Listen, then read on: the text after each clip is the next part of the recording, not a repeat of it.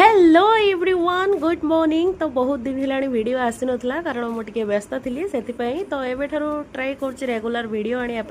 तो सकाल सकाल उठिकी मुझे गोटे रिल्स बनाऊली जोटा कि मत घर को पठेबार थिला। तो पठे सारापर मुझे फ्रेश होगी पुणी बाहर जाइली मार्केट कारण बर्थडे मोर जेहेतु थी आगू से मत शॉपिंग करार ये जाकि मुझे फास्ट किसी ज्वेलरी देखी तो देख सारापर मुझे पलैली जुडियो आ जुडियो जेहेतु सेल लगी भाविली जाकि बुली आसबि सेमती किसी मत पसंद आसलानी पलै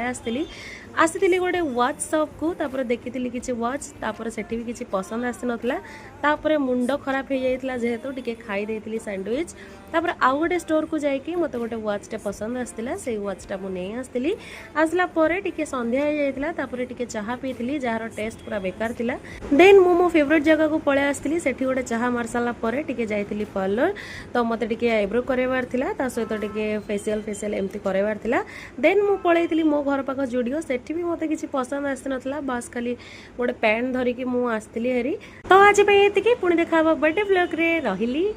बाय।